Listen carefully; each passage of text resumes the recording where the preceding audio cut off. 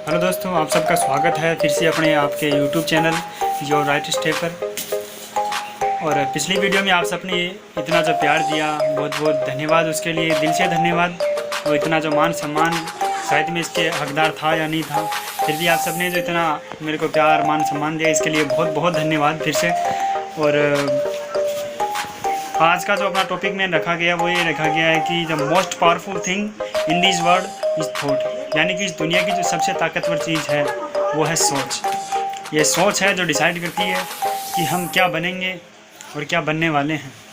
इसलिए ज़्यादा टाइम न लेते हुए फिर से स्टार्ट करते हैं। चलो आज की अपनी वीडियो।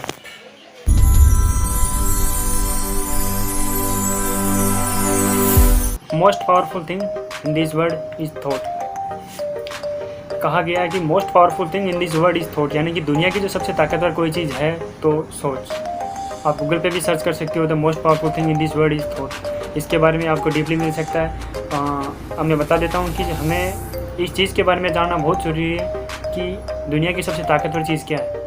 तो मैं आपको फिर से रिपीट कर देता हूँ, दुनिया की जो सबसे ताकतवर चीज़ है वो है सोच। हमारी सोच है वही डिसाइड करती है कि हम कितना ऊपर तक जा सकते हैं और कितना नीचे तक जा सकते हैं। मैं फिर से रिपीट कर देता हूँ, हमारी सोच डिसाइड करती है कि हम कितना ऊपर तक जा सकते हैं और कितना नीचे से जा सकते हैं। इस चीज़ के बारे में आपको ये जानना बहुत ज़रूरी है कि एक सोच होती है वो कितनी पावरफुल होती है। ठीक है, किस प्रकार से। अब चलो मैं आपको बता देता हूँ फिर से कि हमें बाबर हुमायूं के बारे में बताया जाता है, हमें सोच के बारे में नहीं बताया जाता। हमें बाबर हुमायूं के बारे में बताया जाता है, हमें कभी भी सोच के बारे में नहीं बताया जाता। कैसे? क्योंकि हमारी किताबों के अंदर राइटिंग में बिल्कुल साफ शब्दों में लिखा हुआ है कि बाबर की मृत्यु कब हुई, बाबर कितनी क्लास में पढ़ता था, बाबर के कितने लड़के थे, उसके बेटे कौन से स्कूल में जाते थे। कंपटीशन में भी इन सारी चीज़ों के बारे में बता दिया जाएगा, लेकिन ये आगे कोई काम नहीं आने वाली है। इसलिए ऐसे एक बुजुर्गों के द्वारा एक सेंटेंस भी लिया जाता है जिसके बारे में आपको मैं भी बता देता हूँ कि दाल रोटी खाओ और प्रभु के गुण गाओ। वो एक लिमिटेशन आपको डिसाइड कर देता है। कैसे? कि दाल रोटी खाओ और प्रभु के गुण गाओ। क्यों भाई, लड्डू नहीं खा सकते क्या? नहीं खा सकता, क्योंकि दाल रोटी खाओ और प्रभु के गुण गाओ ये एक फिक्स लिमिटेशन को डिसाइड कर देती है। दूसरा, जितनी कंबल उतने ही पैर पसारो। हाँ, ये लाइन बहुत अच्छी है, किसी ने बड़ी अच्छी लाइन कही है, जितनी लंबी कंबल होती है ना उतने ही पैर पसारो। लेकिन ये एक तरीके से देखें तो एक लिमिटेशन को भी डिसाइड करती है। जितनी कंबल पसारो, जितनी कंबल है ना उतने ही पैर पसारो। ठीक है, लाइन्स अच्छी है, इसमें कोई इशू नहीं है, जितनी कंबल है उतनी ही पसारनी चाहिए, लेकिन एक लिमिटेशन होती है इसके अंदर, इससे आगे नहीं जा सकते। दूसरी एक स्टोरी है, मैं आपके सामने पेश कर देता हूँ। एक जंगल का शेर होता है और एक सर्कस का शेर होता है। होते दोनों शेर है, लेकिन दोनों में डिफरेंट इतना ही है कि एक जंगल का शेर होता है और एक सर्कस का शेर होता है। क्यों? क्योंकि जो जंगल का शेर होता है वो एकदम खुला होता है, उसकी सोच बांधी नहीं जाती है, उसकी सोच खुली होती है, उसकी सोच खुली होती है। इसके कारण वो जंगल में प्रसिद्ध हो जाता है। एक वो उसकी सोच को दबा दिया जाता है, वो पिंजरे में बंद पड़ा रहता है। वो कभी बाहर जाने की कोशिश करता है और दहाड़ने की कोशिश करता है तो पीछे एक लट पड़ता है, जिसकी वजह से वो वापस अपनी सोच को डाउन कर लेता है। हाथी के बच्चे को देखा है कभी?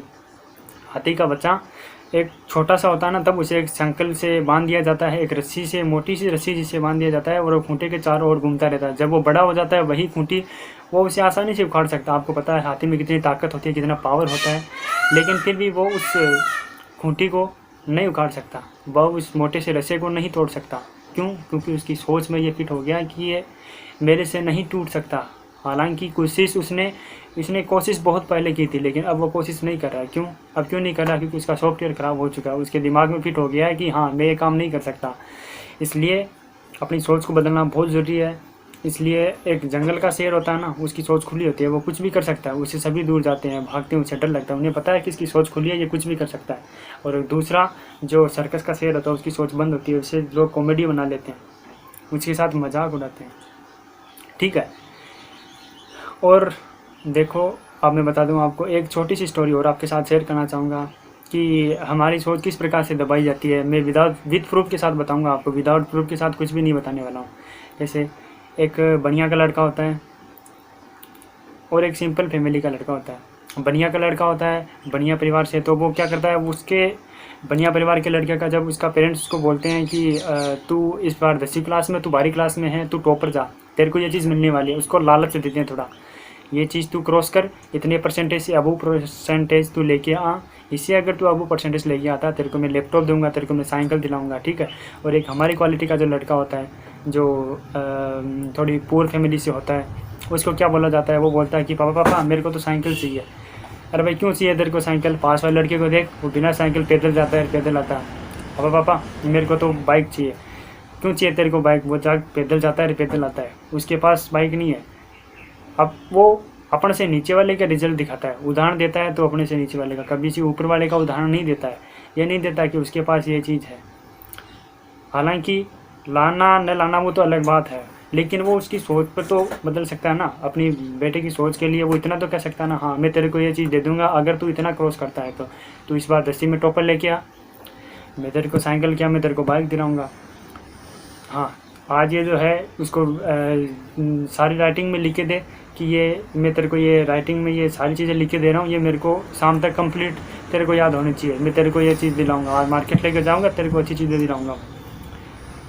तो वो पढ़ेगा बच्चा, उसकी सोच बढ़ेगी। क्यों? क्योंकि उसकी सोच बांध दी जाती है कि उस बच्चे को देख वो कितना अच्छा है, वो बाहर घर से बाहर नहीं निकलता, जो ऐसे उसकी सोच को बांध दी जाती है, इसलिए हमारी सोच को दबाया जाता है। और एक छोटी सी स्टोरी मैं आप सबके साथ वो शेयर करना चाहूँगा कि एक चौराहे पर एक भिखारी होता है। वो भिखारी चौराहे पर खड़ा रहता है और रोटियां, एक सूखी रोटी है वो खा रहा होता है। सूखी रोटी खा रहा होता है तो उसकी रोटी पर कुछ नहीं रखा होता है, सब्जी नहीं होती है, फिर भी वो रोटी को ऐसे लगा लगा के खा रहा होता है, लगा लगा के खा रहा होता है। अचानक एक रास्ते से, चौराहे से एक इंसान गुजरता है और उसे देखता है कि भाई तू पागल है, क्या बात है? वो बोला कि क्या बात हो गई? कि तू यार कब से मैं देख रहा हूँ इसको रोटी को लगा लगा के खा रहा है, लगा लगा के खा रहा है, इसके कुछ है ही नहीं ऊपर, तो क्यों लगा के खा रहा है?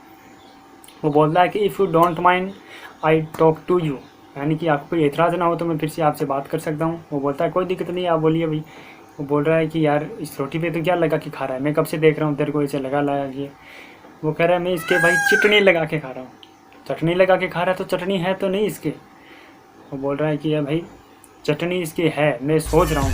अरे कि यार तू सोच ही रहा है तो चटनी क्यों सोच रहा है? तू पनीर की सब्ज़ी सोचना इसके ऊपर। तो जितने एग्जाम्पल दूंगा ना सोच का, वो इतने ही कम पड़ते जाएंगे आपके सामने। इसलिए मैं फिर से कह रहा हूँ, प्लीज़ इम्प्रूव योर थॉट, अपनी सोच को बदलो और अपने आप को इम्प्रूव कीजिए। इसलिए बहुत बहुत धन्यवाद आप सभी का इस वीडियो से जुड़ने के लिए। Last and final thank you.